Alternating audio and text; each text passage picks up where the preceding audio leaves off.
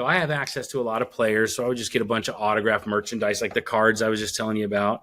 And we would tell people, text the word win to whatever our short code is. Man, we pick up 10,000, maybe 8 to 10,000 people every time we do that.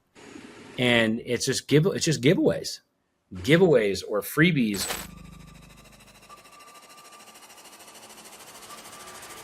Welcome to the Ecomm Breakthrough Podcast. Are you ready to unlock the full potential and growth in your business? You've already crossed 7 figures in sales, but the challenge is knowing how to take your business to the next level.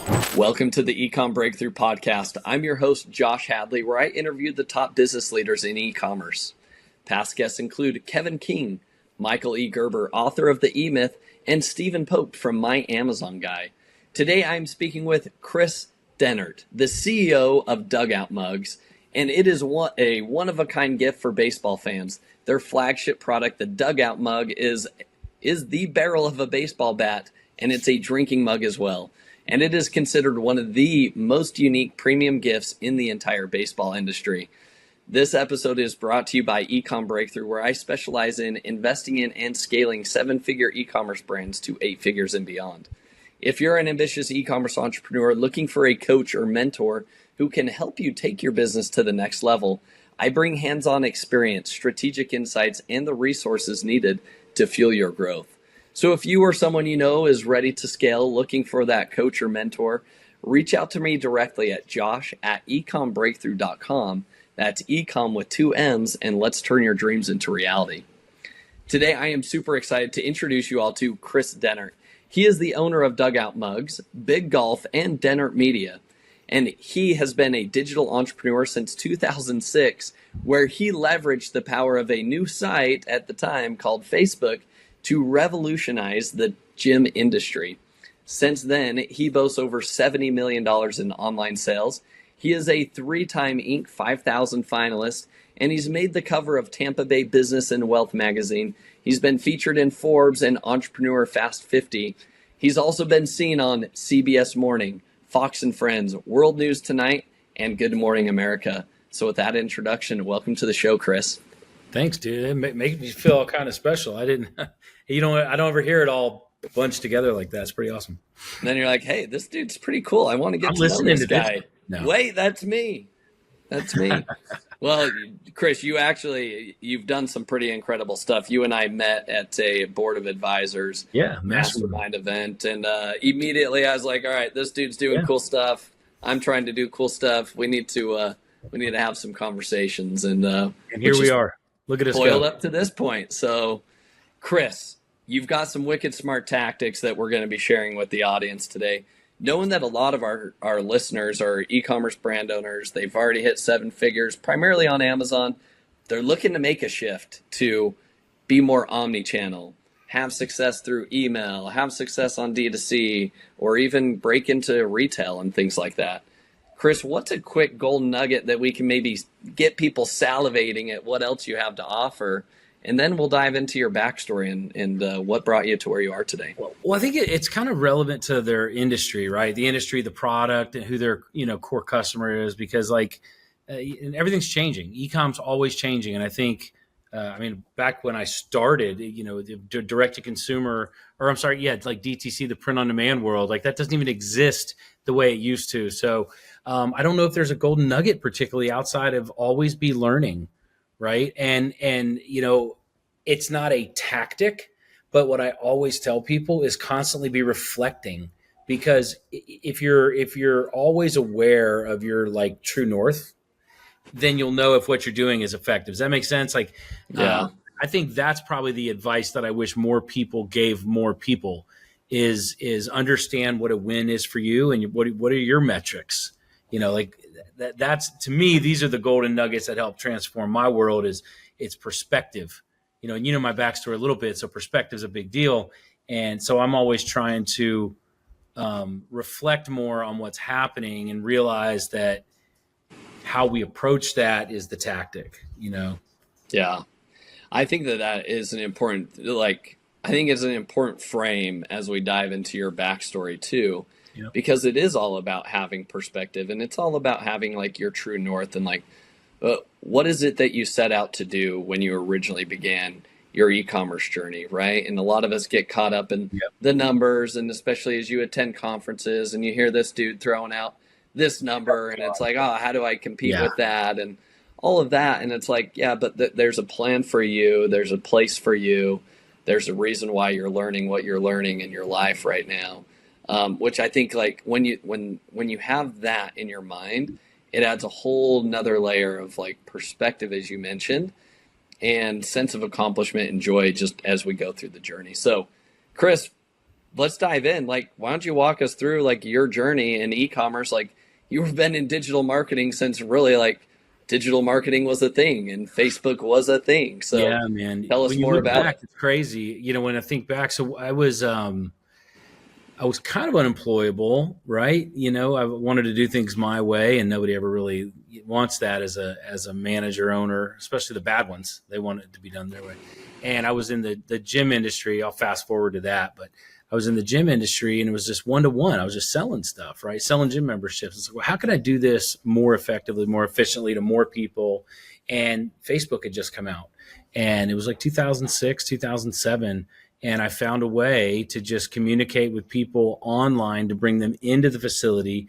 And I think I was top sales for 18 months in a row, and which got me into the general management role. And I was the GM of a club at 21 years old, you know, for like 40 employees at 21, you know, it's crazy.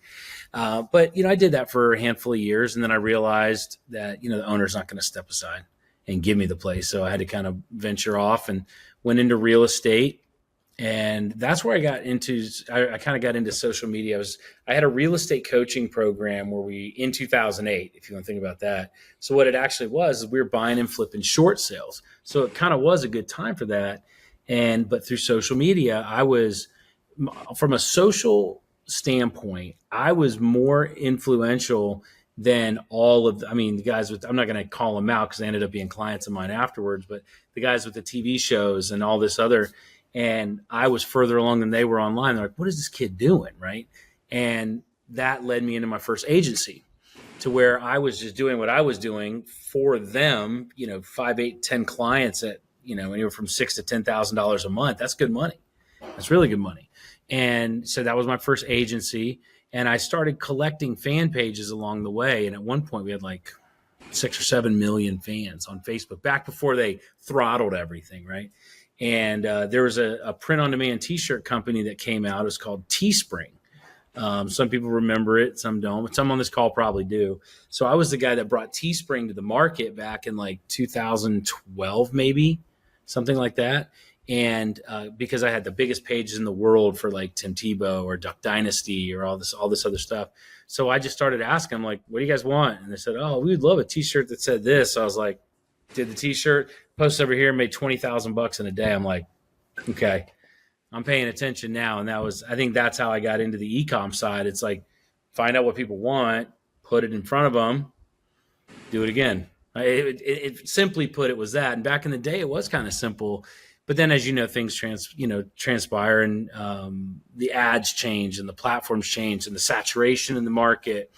So as it started to get saturated, that's when I realized, I think, having something unique, whether it be a brand or a product or some kind of IP, right, that cannot be multiplied like that, because a print-on-demand T-shirt, it was a race to the bottom at that point, saturated market. And I ended up writing their affiliate program for them. So that's when I got the first taste of recurring revenue. And I think I made 50 cents a shirt for 2 or 3 million shirts that other people sold that paid me for like 6 or 7 years. It was fantastic. So again, like all these little pieces start to, formulate a model in my head that makes sense. And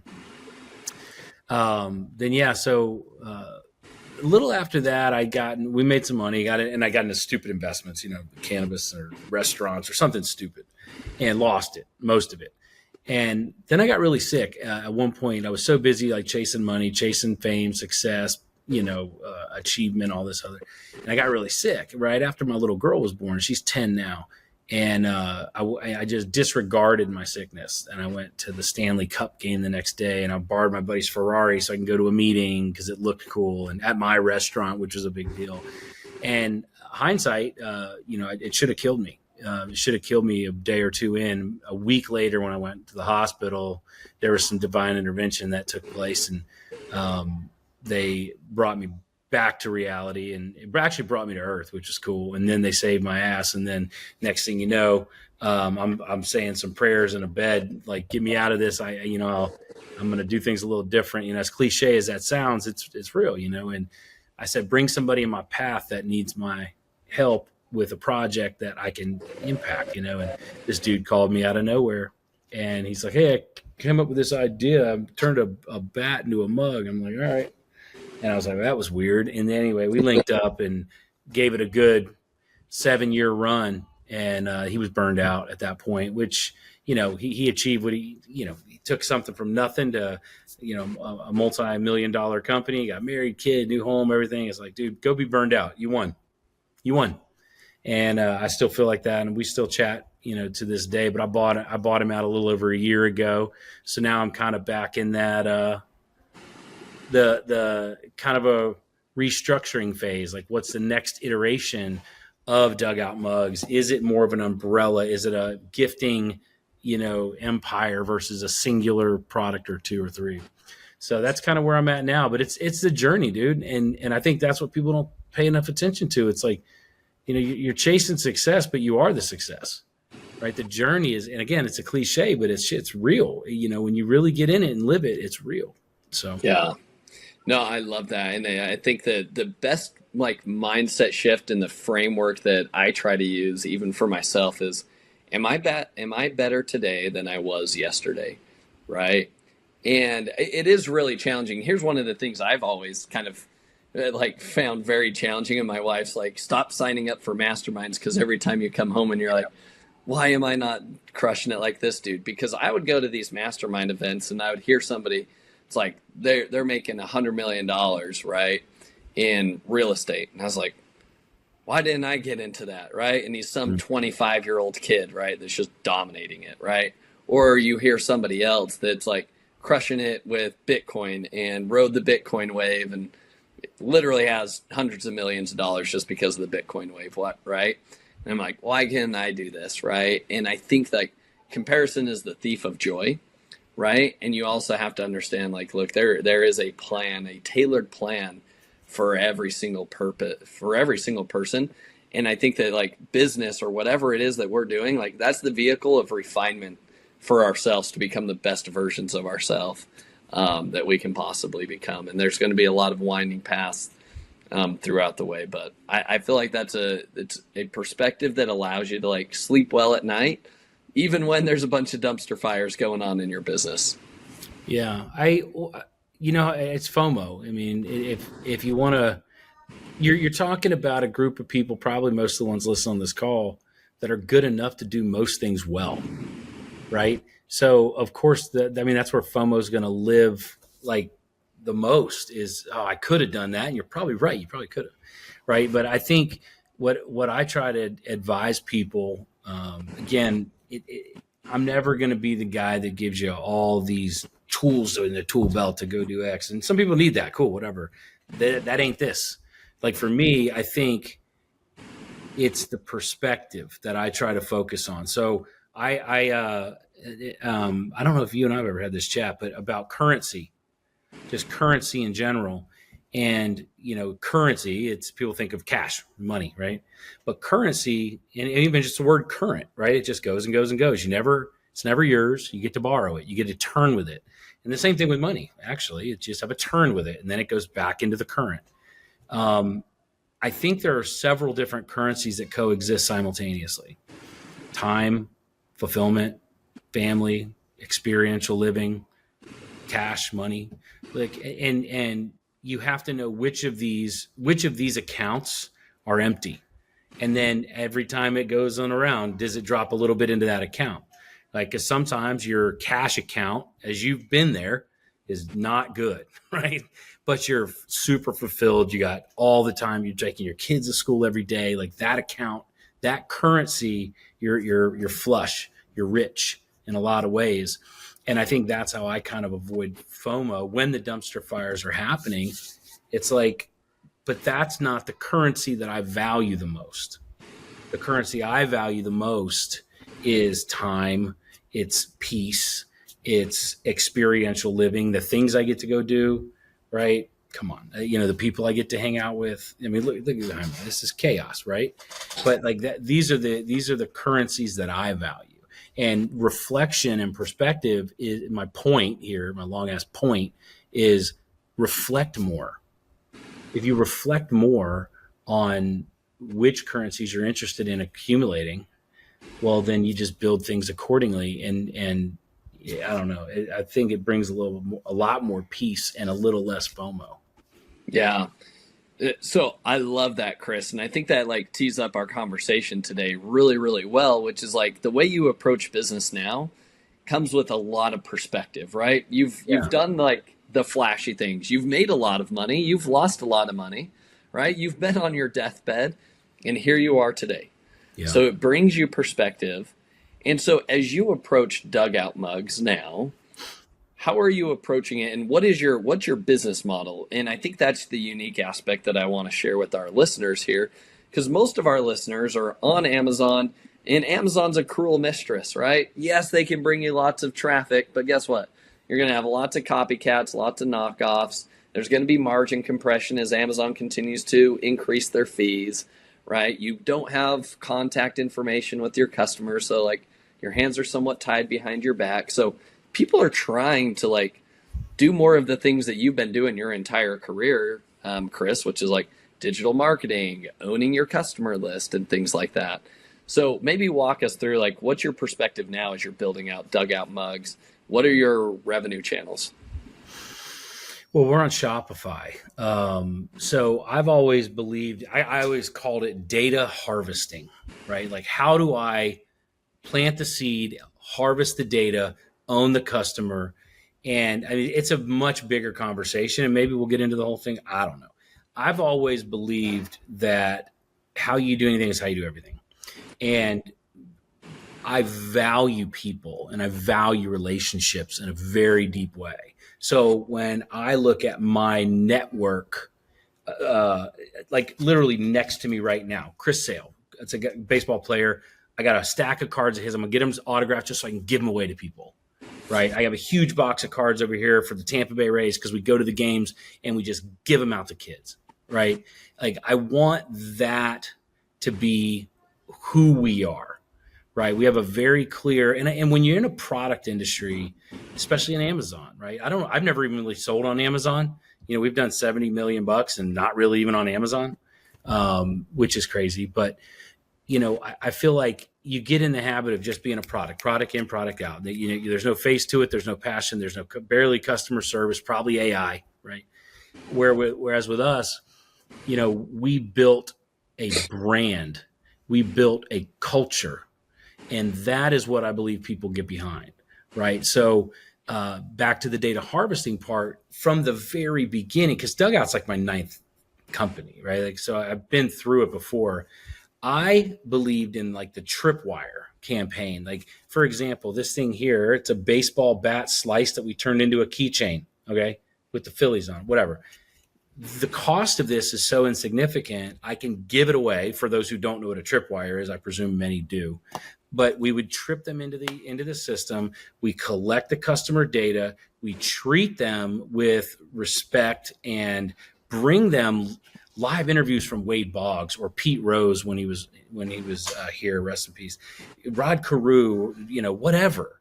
Like we always bring content, value. But now I have 1 million customers. I got 1 million customers on an email list and SMS. We hit a button, we make money, period. So then I can go out and start finding other products like this hat we got. We launched a new hat, Legends Never Die, with the Sandlot underneath it. So now when you have this massive audience, guess what? Push a button, make some money. So like our strategy has always been internal, lean into our internal ecosystem, because the CAC, pick your acronym, CPA, your cost to get a customer is going up, and it's just going to keep going up. Everybody's buying those eyeballs. So when you're internal, it allows you to have more margin, more runway, all the things. So that's kind of our strategy now. And it also gives a lot of social proof and credibility. So with Dugout, we have 55,000 reviews, which you're on Amazon. You guys do stuff on Amazon, right? Like so does everybody else. Like 55,000 reviews is no joke. And our average is like 4.8 stars. We got a good product with good reviews, but you get that by having that relationship with people. I'd say a third of them talk about our customer service, right? So again, we've really built a good community and a good ecosystem and a good culture around the company, and then let it kind of go out from there. So from there, you can go to, last week we got 70 Hallmark stores. What are they going to say? Oh, this won't sell. It's like, yeah, it does. Well, what if people don't like it? Yeah, they kind of will, right? So it allowed us to like flip wholesale. It's reverse wholesale. We proved the concept by selling it here, and now we're going to, and I say this at trade shows, now we're going to let other people sell our stuff.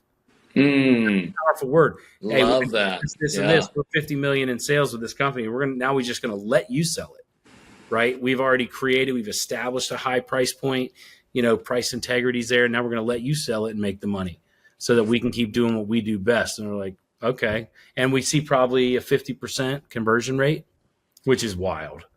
That's in person. Like we found, and we could talk about this if anybody's interested, but the getting into trade shows and the gifting trade shows and the promotional trade shows, there's a lot of opportunity there.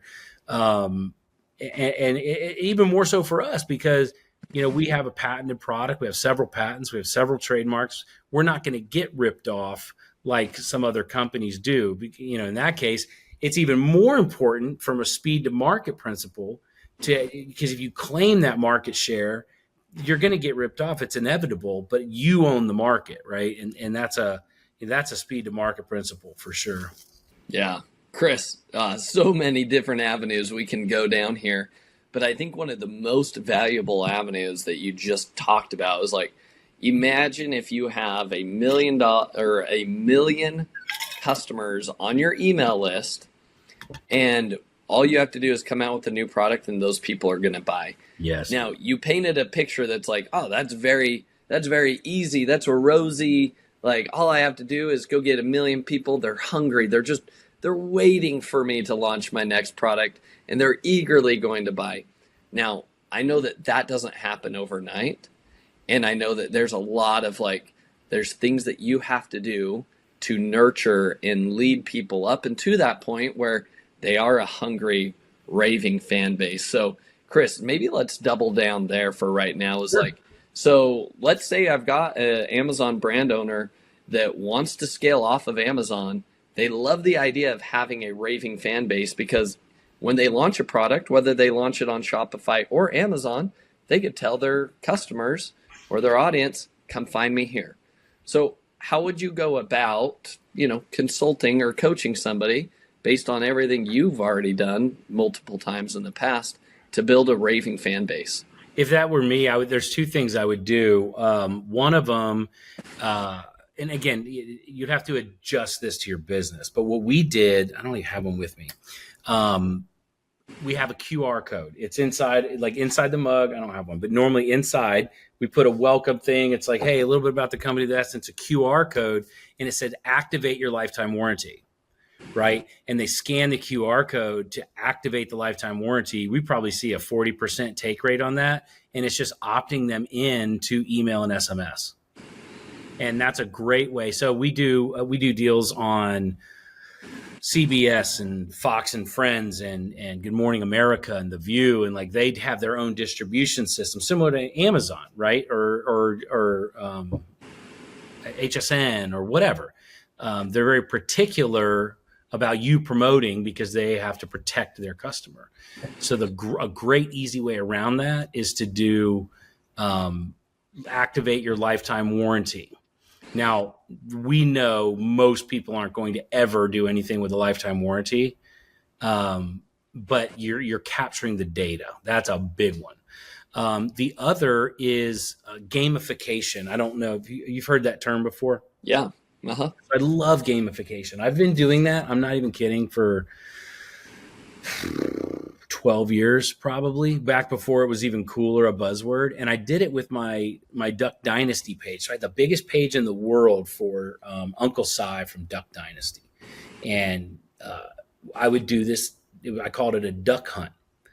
And again, gamification, if you don't know about it, we're not going to go down that rabbit hole. Look it up. It's awesome. There's some cool videos on YouTube. You've probably seen them. Like, they paint stairs that's look and sound like a piano, and everybody's on the plain stairs day one, and then they paint it, but everybody naturally just goes down the piano so they can hear the noise, right? I think just subconsciously and consciously, people want to engage in fun gamified activities because that's just how we're built as humans. But anyway, look up gamification. It's awesome. So what I did is I would post a cartoon duck, and everybody else had to type the word bang to shoot the duck. And that's how they entered into a contest, right? And that really got me thinking. It's like, oh, wow, okay. So I would do it every day. I would tell people, say, hey, at noon, we're going to do the duck hunt, so get your guns ready, right?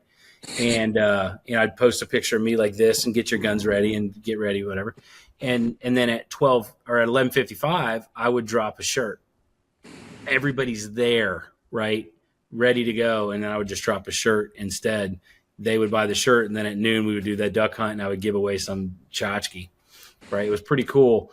But you could use – so then I started doing gamification with Dugout. So I have access to a lot of players, so I would just get a bunch of autographed merchandise, like the cards I was just telling you about, and we would tell people, text the word win to whatever our short code is.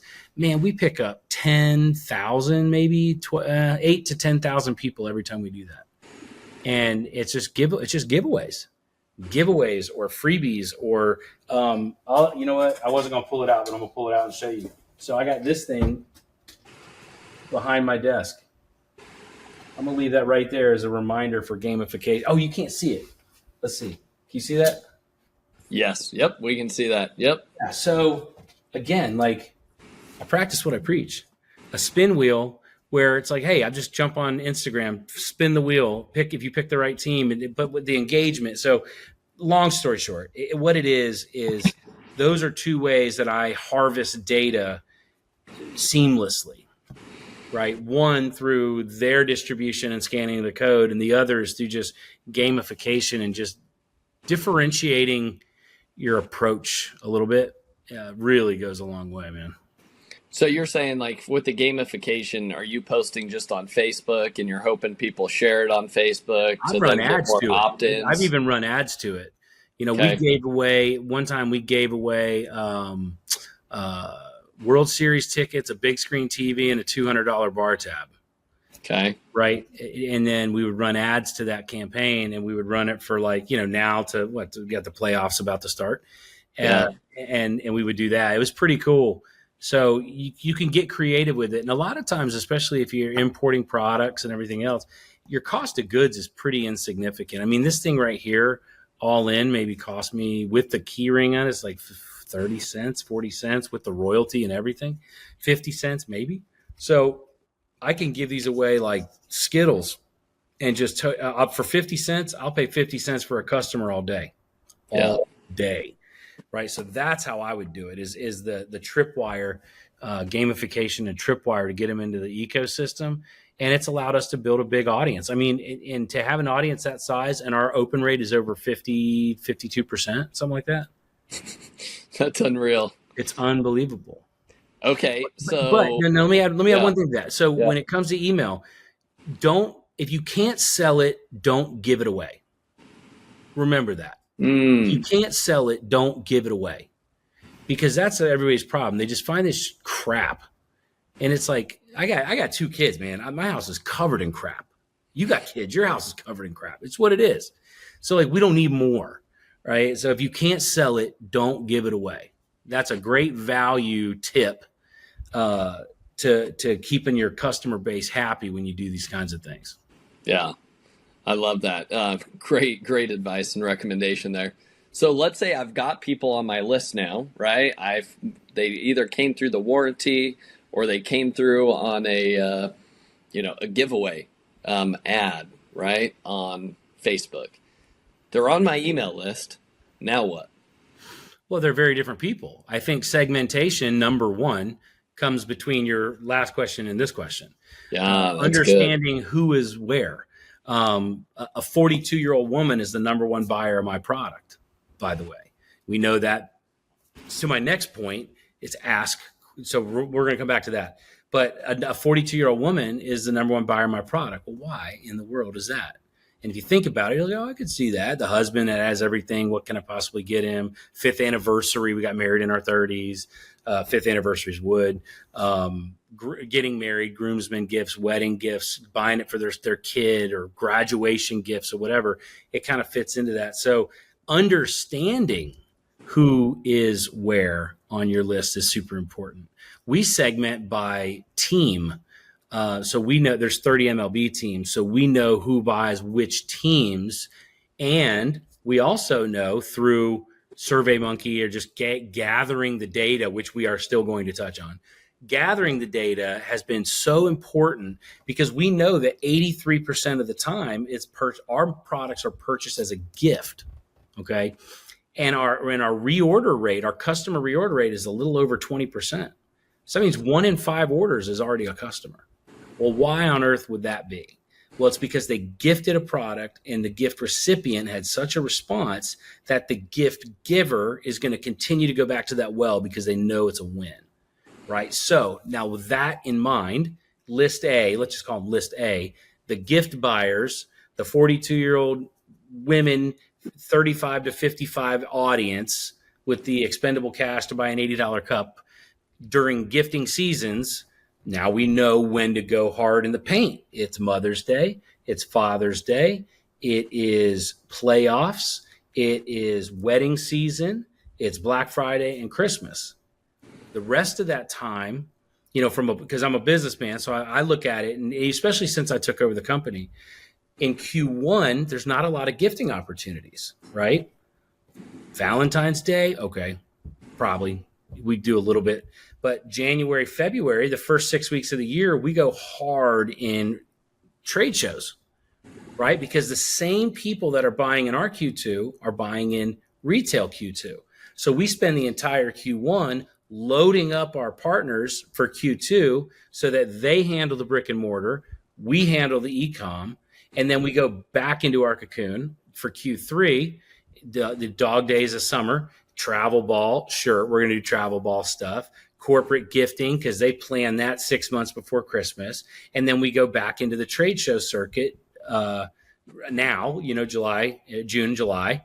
And then we come out of it and it's playoffs, it's World Series, it's Black Friday, Cyber Monday, it's Christmas. And we know that we're going to do 60% to 65% of our revenue in that last 60 days of the year. So my point to all that is understanding who you're talking to and when they want to hear from you, what they want to hear from you, and how they got to that particular segment. Because if you're a gamification, and again, I'll give some funny references, and they're funny to me, maybe not to others. I don't really care. You got the people from Target over here that are buying, and then you got your Walmart squad who's over here that got here from the giveaway and the gamification, the Dollar General squad, who's just like, hey, I want some free shit, whatever. And with that, that your lower price point items are impulse buys for list B and C. And you're going to hit them up all day long when it's 50% off on Black Friday, 70% off, beat the clock on Cyber Monday. We're not going to talk to them for the majority of the year because I understand who they are and their buying habits. Not that they're good, bad, or indifferent. I know why they are where they are and how they got there and what their interests are. Free plus shipping, BOGO, 70% off, flash sale, Groupon. You know what I mean? Yeah. They go to Coupon Birds before they check out on anything. Yeah. Right. They go to. Are you saying like you said, like you let it go dark? Like, are you saying you don't like I opted in? I was one of the freebie suckers, right? I got in through one of your freebie offers, giveaways, came in. Am I going to receive another email from you until you have a flash sale, which Well, maybe that's not yes until and June? no. So Or, we believe yeah, that putting content out there is important too. So okay. my buddy, for example, The Sandlot, David Mickey Evans wrote, narrated, directed The Sandlot. Fantastic dude, loves me to death. We're great friends. He jumps on and just kicks it with me for a half hour. So when we do things like that, I'm like, hey, we're going live with David Mickey Evans, wrote The Sandlot, probably going to give away some cool free sign stuff on the, it's not a podcast, but like on the live. You should jump on, check it out. We'll blast that out to everybody. Everybody shows up, has a lot of fun, comments this. I bring some people on. They get to talk to the guy that wrote The Sandlot. We got, I do it with players all the time, Pete Alonso and Mariano and Wade Boggs and guys like that. So we'll put that out there because there's no call to action or nothing to buy, right, necessarily. But in life, people do business with those they know, like, and trust. So if we get them engaging and they remember us, like, these guys are cool, hey, some cool guy's trying to sell something, they're more likely to buy it, right? Now, if you zoom all the way out, my theory is you market to people until they buy, cry, or die, right? It's like somebody, I forget who it was, and somebody out here may have heard the same analogy, but it's like getting on an airplane. We all get on those all the damn time. You're on an airplane. It's going to take off and it's going to land. The takeoff is them getting on your list. Them getting off your list is when it lands. There's only so many minutes in the middle of this flight where they can sell you a credit card, sell you some peanuts, or not peanuts, but a drink or a cocktail or whatever. It's finite. They're going to get on and they're going to get off. What you do with them in the meantime is going to determine how much value, let's be honest, money you extracted during that time period. So you market to them until they buy, cry, or die. Now, how do you get this to extend the trip? You don't, the old saying, if it looks like marketing, it's safe to ignore, right? Don't, in the same, don't sell. If you can't sell it, don't give it away. Stop shoving crap in people's face, spammy behavior all the time, because it's going to shorten that span. If you're constantly, giving value and things like that, like the Gary V, jab, jab, jab, left hook, jab a little bit, give value, give content, give deals, give some stuff away, right? But then when it comes time for that left hook, swing hard. And it'll extend that trip a little bit. So how many different segments do you have on your email list that you're trying to speak to, right? Because I could see how segmentation helps, but it also starts to become really complex if you have 100 different segments and you've got to talk to all different 100 segments we probably in have different 40. ways. We probably have 40. They're segmented by team. They're segmented by age. They're segmented by gender, when possible. And then we do some layering. Like we know we have 30-day opens, we have 60-day opens, we have 90-day opens. That means who's opened it at least once in the last 30 days, at least once in the last 60 days, at least once in the last 90 days. So they're engaged. And then who was on the list from a tripwire, a free plus shipping, a giveaway, a promotion. And then we have who is on our list that have ordered at least 3 times or more. These are raving fans. We have customers that have ordered over 50 times with us. Wow. It's crazy. Why would somebody do that? It's a gift that they know is going to crush. These people, they're going to buy no matter what. I could send the email out upside down and they're going to buy something because they always do. It's the ones in the middle that you need to have the right narrative.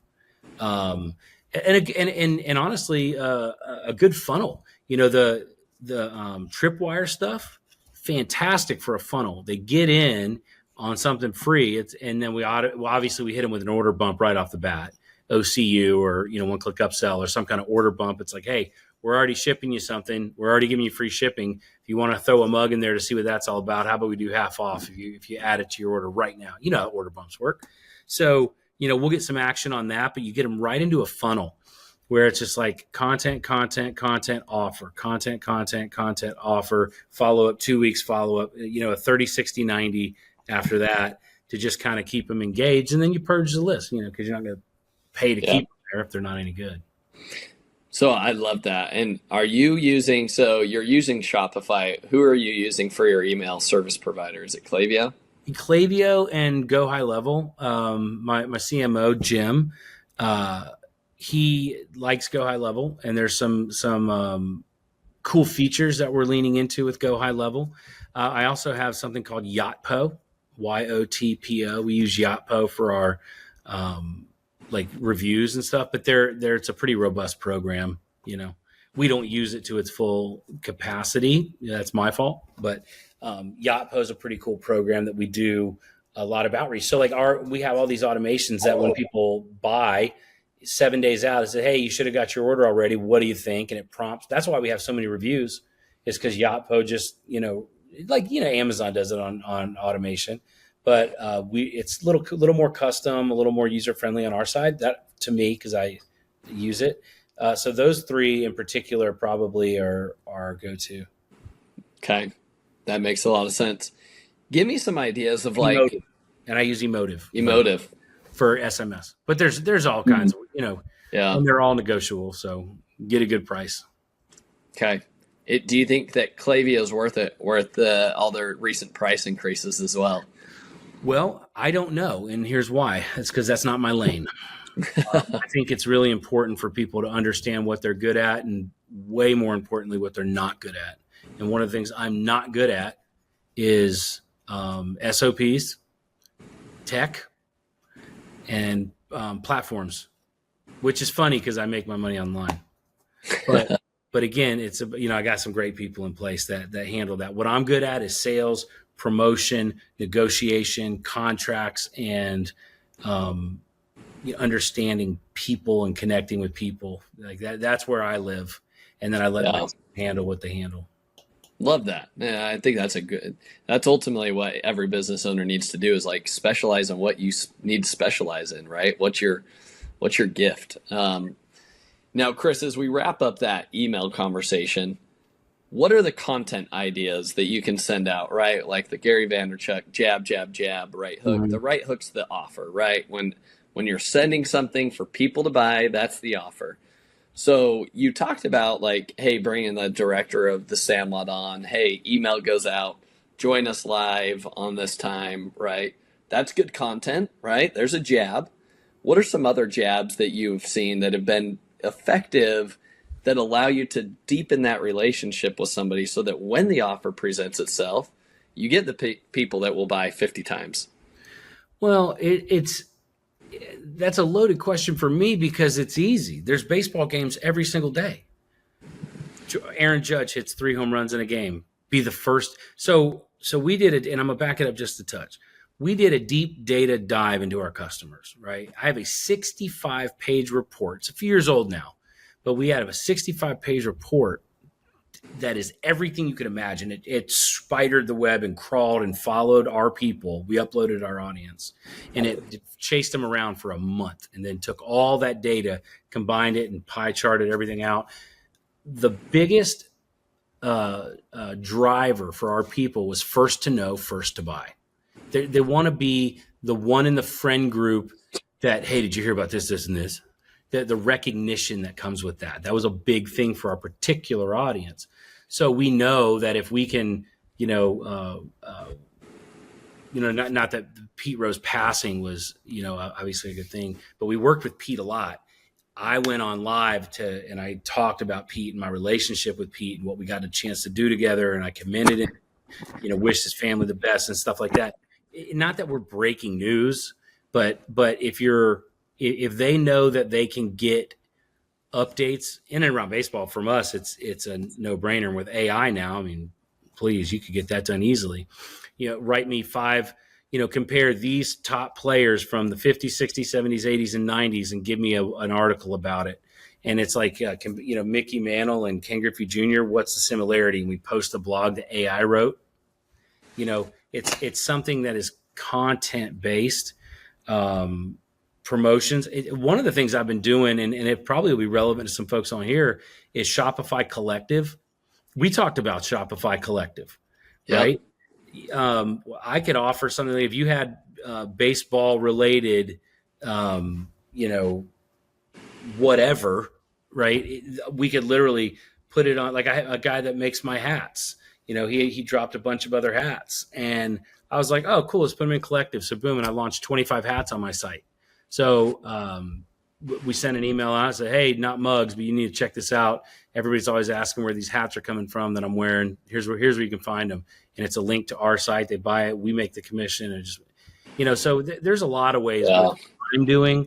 Sometimes it's a giveaway. Sometimes it's a new product drop. First, we're not launching this until next week, but we're telling our list about it today because it's limited. Some promotional stuff like that. You don't like it, don't buy it. We just want to let you know first because we're going to sell out like we always do. Do these product releases, content, funny videos, even sometimes just as stupid as like some funny memes to start your week off right. Interesting. You don't have to overthink it, right? But again, it depends on the people. Who is there? Why are they there? And what are they interested in? So I'm always big on polling, surveying, asking questions, and then you got to shut up and listen. Who's there? Why they're there? What do they want? What are they interested in? And if you ask them, they'll usually tell you. And then just listen. And so it's bring it back to them, Kris, I love that. And I think that's like most people over-engineer things and they overcomplicate things than they need to be, right? Mm-hmm. And I love that simplicity in that answer. In our previous podcast episode with the owner of Build, Grow, Scale, they are all about conversion rate optimization, okay? So what Matt talked about in our last podcast episode was this ninja hack that was like, it's stupid simple, but like has like tripled the uptake in abandoned cart emails and also produce like millions of extras of revenue. So it's as simple as this. Goes back to the customer service thing that you just touched on. What Matt talked about, his optimization is that when you hit the thank you page, okay, after you've purchased and gone through all the post checkout upsells and all that stuff, on that thank you page, there's a pop-up that says, what was the one thing that almost prevented you or stopped you from buying today? And then what he said is like, as we get people, he's like 10 or 20% of the customers actually complete that survey. That survey dictates our entire roadmap of changes that we're making to our website. Mm-hmm. Because like, I'm listening, like, where's the friction coming from? Is there a lack of clarity about like the return policy or the shipping or whatever it is? And he said, like, by just increasing those, by just listening and implementing the feedback and the resolutions to that feedback, he's like, we've been able to add millions of dollars to businesses when they first come to work with us, which is very simple optimization. So it's like, it ultimately comes down to like, are you listening to your audience? And ask and listen. Serve them what they want. Sometimes people just wait their turn to talk, which is funny. You're right. And by the way, I love Matt. So if Matt, you're out there watching, love you, buddy. But yeah, that's simple. Business doesn't have to be hard. Yeah. Kris, we've dove into some meaty topics already today, but is there anything else on your mind that you feel like our listeners need to hear from you today based on your experience and wisdom and decades really of digital marketing and e-commerce? Complementary products and companies. I believe with customer acquisition costs going up and up and up, that we're in a world of we're in a season of collaboration, affiliate marketing, complementary companies. Where I'm at is I've been looking for products and companies to roll up underneath what I'm doing. One of my newer brands is a kind of it's not just baseball centric gifts, it's unique gifts across the board, right? To touch on multiple sports. So now my golf company can play in there. There's people that come to me with hockey products. There are people that come to me with all sorts of stuff. But all I'm doing is just harvesting the data. I'm going to have millions and millions of customers that like unique products and sports, and then I can just, go in between these different verticals, make it even look like a whole extra entity, but it's all under one. So I think keeping your eyes on that, it's like a bottle rocket, right? It's going to go up and it's going to pop. You got to have the finale, right? The spread. And that's what I'm trying to do. Like, some products will go higher than others, faster, further, deeper, longer than others. But it's like, find the ones that complement one another. And that's what we did with Dugout. I don't have one up here, but we just launched coasters not too long ago. We have a mug that looks like a bat. Why not make a coaster that looks like a home plate? Okay. Or a bat handle that's turned into a bottle opener, or all these complementary products. So you're not just a one-trick pony. I think that's pretty important. Now, you could some products go viral and you could just run with it. And I'm sure several people on here experience that. But that's not a company, right? And it's not something that is able to be acquired. It's nothing that a legacy can be built on. And again, I'm not even really that interested in legacy anymore, outside of the four walls of my house. That's all I care about, really, and some friends. But I don't need the world to remember my name like I used to. That was the warrior in me. But I think if you're gonna build something that's worth acquiring, which is what I'm doing. I was quoted in one of the magazines somewhere, and it was, I'm building a business that is, that I could sell, and then at that point I'll decide if I want to or something. And you're building it like that, and I know that a Fanatics or a Yeti or a VC or group or somebody, they want my 1 million or 2 million or 5 million customers. They want the intellectual property. So I'm constantly patent, like, this is my lid. It's got a patent on the lid of our metal mugs. We got a patent on this. We got, patents on our shot glasses. So the intellectual property, again, I'm building an IP portfolio. I'm building a customer data list. I'm building internal marketing in between several entities, and that's what is appealing from an exit standpoint. That's what will give us a 5, 6, 7, 8 multiple from a strategic partner or strategic buyer, right? So that's one of the things that I think I've learned over the last, 6 years, and starting to embrace, is how to continue to develop without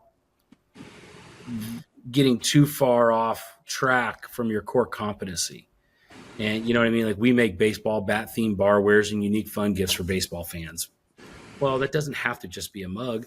So what I did is, and the other part, and I'll show you a live example of it, is always be looking for efficiencies and optimization. So when we make a mug, sometimes the laser will just cut right through it. It'll destroy it. So we throw this away. It would be done. Well, instead, we started taking and just cutting about 7 or 8 bat barrel slices, turning them into ornaments during Christmas, $15 a piece. You get 8 of them. So what is that? $120 worth of ornaments off of something that we used to throw away. Right? Yeah. Not a bad idea. It's not brilliant at all. So, I just think things like that, always be looking for efficiencies, always be negotiating cost of goods. That's a big thing. And where I'm at now in my career is looking for opportunities that complement what I'm doing. And then I bring in that equity, bring in that company, buy the rights to that product and that IP, because I know that I have just a springboard over here where it's like, oh, I can't get anything and I can't afford ads, but I got this patent and it's about to run out. I don't know what to do. Well, give me half the company and I'll show you what to do. I go, all right, what else am I going to do? So I take half the company and I put it on the springboard and I send it up to the rocket and send it up to the stars through our email list or whatever. And now I have more of a portfolio of products and brands and IP and things like that. So that's where I'm at right now, is just trying to think strategically like that. But you've got a long-term vision. I think that's what makes all the difference. I tell you, my long-term vision is to be happy. I don't think people, I don't. It sounds so counterintuitive. I've said it several times on several places, several stages and podcasts. Don't focus on the money. Focus on the happy. Because one day you're dust, and money ain't even yours. Like I said, it's just you get a turn with it. That's it. And some people put it up on a pedestal, and they either don't know any better, or they're too young. They're still the warrior, crazy mind, or whatever. But you'll realize as you get older, and now that I'm not an old man or anything, but I'm in my 40s and I've seen some things, and focus on the happy, because a good day with bad people can still suck, and a bad day with good people can still be pretty awesome. You're surrounding yourself with people that focus on happy and focus on fun and focus on, just doing good, bringing good in the world, things like that. So that's my long-term vision. Now I get to do that by doing something that I like, doing something that I love to do, and checking off these boxes and depositing all those, simultaneous currencies. Remember we were talking about way earlier. Yep. That's what I'm trying to do, is how do I acquire multiple currencies simultaneously, and kind of help change that narrative a little bit, because I don't think it's talked about enough. Love it. Chris, this has been an awesome episode. As we wrap things up, I love to leave the audience with 3 actionable takeaways from every episode. So here are the actionable takeaways that I noted. You let me know if you think I need to add something else. Okay. Action item number 1 is focus on serving your customer and your audience, right? If you can imagine any of us listening to this, myself included, imagine having a raving fan base of 1 million people that can't wait for your next product to launch. When you devote as much time and energy as Kris does into his audience and the content, that is a full-time job, let's be real. Like thinking about, hey, how do I serve these people? What information can I send out to them? That's not just crap information just to check it off the box. It's information that's actually tangible and valuable for them. So that when the offer comes and they launch a new product, yes, there is a raving fan base that sits behind it. So that's action item number 1, is wherever you're at today, the best time to start was yesterday. So start today and start building that raving fan base and that audience, even if that means you're starting with 1 person, and start serving them. And that will compound and grow over time. So to touch on that, I think you're right. I think it's understand your audience before you can serve them. You got to understand your audience before you can serve them. And you have to have a long-term vision of things, because nothing worth having is going to be immediate. It's a long-term play, because that's what will sustain. Yeah, I love that and wholeheartedly agree. Action item number 2 is being able to think creatively and come up with your new product ideas based off of, again, going back to the audience and listening to them, understanding what it is that they are looking for. So let's say the majority of your customers are 42-year-old women, okay? Who are they giving the gifts to? Is it for men? Okay, survey them, ask them, what other type of gifts do you feel like we're missing, right? That would make your life easier, right? Is it hats? And give them some options, right? And see what it is that could benefit them most. And then be creative. Look at the waste and inefficiencies. You talked about the Christmas ornaments with the bats and leftover waste. It's being creative about thinking of ways that can create future revenue in the business. I love the analogy of what are you doing today to plant a seed that you will harvest the fruit of that seed 9 to 12 to 18 months from now? That's where that long-term vision comes into play. But that also you have to ask yourself the question, is me working through my email inbox and getting to email inbox 0 today planting a seed that I'll harvest in 12 months? Or is this just busy work that's keeping me busy and frustrated in my business, possibly, just to check it off my list? Yep. Okay. So prioritization. My third and final action item is, I think, living with perspective, right? And I think it is not getting caught in the thick of thin things. And based off of your experience and numerous entrepreneurs that I've spoken to, so many people look, the best analogy and the best like future framing you can do is imagine yourself as an 85-year-old person. Guess what? That 85-year-old person doesn't care about what other people think of them. That 85-year-old cares about the impact, the people they've surrounded themselves with, the amount of lives that they've touched, their family, right? That's what they care about. So start behaving that way today. If at 85, you're not going to care about how much money's sitting in your bank account because it's all going to go back into that current, as you talked about, when you're all gone, then what are you doing today that's going to make your 85-year-old self say, good, I did a good job, I'm fulfilled. And when you live that way, you won't get to an 85-year-old person and be living full of regrets, saying, I wish I would have spent more time with my kids. Yeah. What's that funny saying? Be the person your dog thinks you are. I love that too. Or your kids, you know? Yep. Totally agree. You know, are you being somebody that your kids are proud of? It's true. So true. Kris, as we wrap things up, 3 questions for every guest. Here's question number 1 for you. What's been the most influential book that you've read and why? Pass. No, I'm kidding. Somebody gave me a really cool perspective on books, and I'll keep it quick. And that was, books are like friends. Like if you had the 10 biggest thought leaders of all time as a friends group, and you're like, oh, I'm dealing with a relationship problem, or I'm dealing with a money problem, or I'm dealing with a health problem, and you could go ask the Dalai Lama something, right? You would do that. And what was interesting perspective about books, he's like, books are like friends. You don't need to read front to back just so you can check that off your list. Figure out which problem you're dealing with, which problem you're trying to address. Go pull that friend off the shelf, address that problem, put it into action, and then put the book away. I thought that was interesting, right?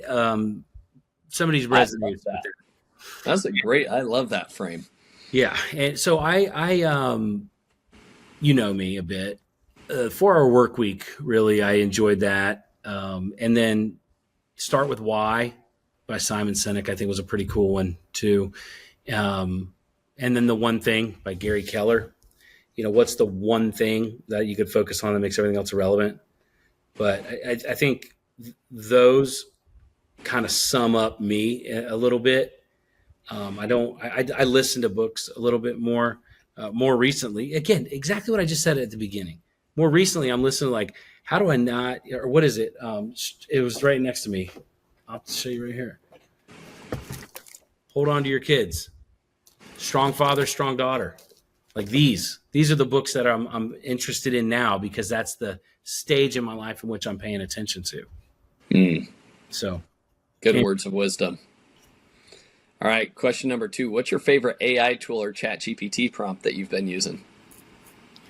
Find the red flags, and I upload contracts.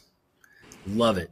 Somebody sends you a 25-page contract. I used to have an attorney as a business partner, and he said, the longer a contract is, that just means there's more ways they're trying to screw you. Straight from the 40-year business attorney. And so what I do now is whenever I get contracts, I send them over, I upload it to like Claude or ChatGPT or whatever. I'm like, find the red flags. And it comes back with, hey, this section, this thing is leaning in their favor. This thing over here doesn't make sense. This conflicts with this paragraph. I've loved that, right? Because you know how just monotonous those damn things are. You're going through a contract, 25 pages long. So what was funny is I had one that came over from a licensing partner and said, here, sign this. I ran it through the thing and I said, hey, find the red flags. I didn't even have time to read it. And it gave me like 5 things and I just copied and pasted and sent it back to him. I was like, hey, I noticed these. Can you explain a little bit? And they changed them all in my favor and sent it back. I was like, dude, that was too easy. But find the red flags, I think, is a pretty cool one. Love that. That's a great use case. All right, final question here, Kris. Who is somebody that you admire or respect the most in the e-commerce space that other people should be following and why? Kind of back to the books thing, man. Like I love Gary Vee, right? I like Gary's approach at things. I think he's very sharp. But the grind and the hustle mentality, that's not me. So I would go to that influencer to get that influence.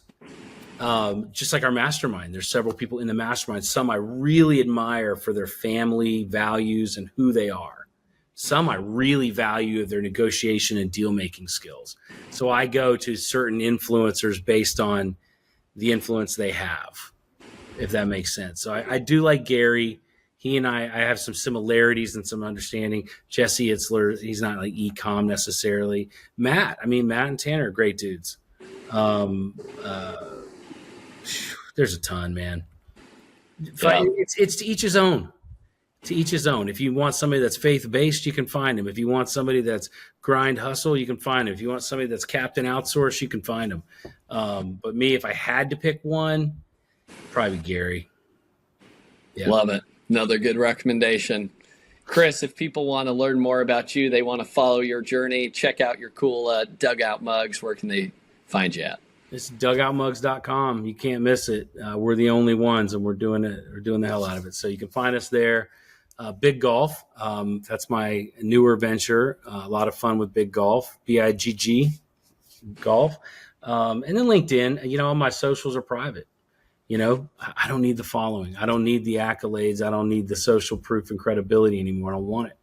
LinkedIn, I know there's a little bit more business related people there. And obviously the folks on this call probably are over there. So LinkedIn is going to be your best bet. Can't miss me. I'm the only one. Awesome. Kris, been a pleasure having you on the show. Thanks for your time today. Man. My pleasure. I hope everybody has an amazing day and, be good. Thank you for listening. Visit ecommbreakthrough.com for more information. If you've enjoyed today's episode, the best way you can show your appreciation is by clicking the subscribe button and quickly leaving a review. See you again next time.